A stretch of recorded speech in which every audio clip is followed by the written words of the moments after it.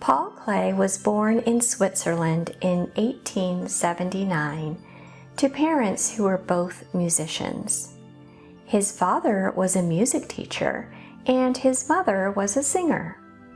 Klee followed in his parents' footsteps and began playing the violin when he was 7 years old. He practiced and practiced, and at the age of 11, Klee became one of the best violin players of his age in all of Europe. Klee loved playing the violin, but as he grew into a teenager, he also began to draw and paint. It was at this time that Klee had a decision to make.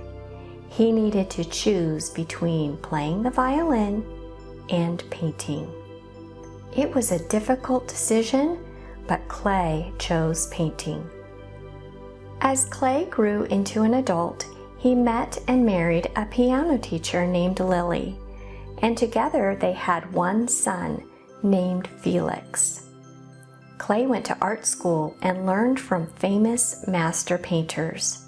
He learned how to experiment with color, lines, and shape.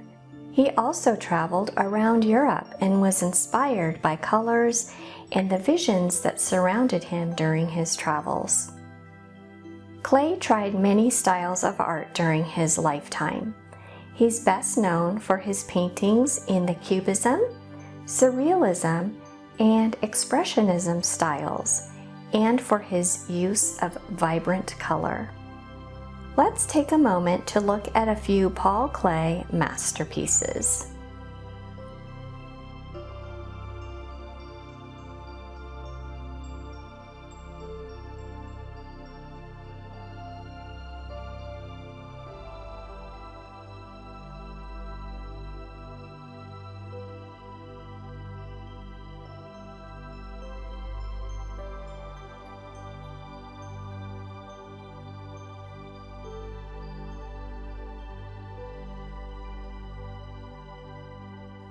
As Paul Klee got older, he had physical limitations that made it difficult for him to paint.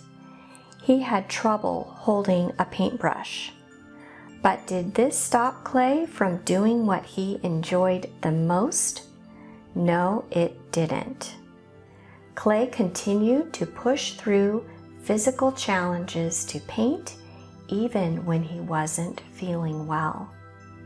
By the time Klee died in 1940, he had created over 10,000 works of art. We can be grateful to Paul Klee for giving the world so many examples of bright, unique, and stunning works of art.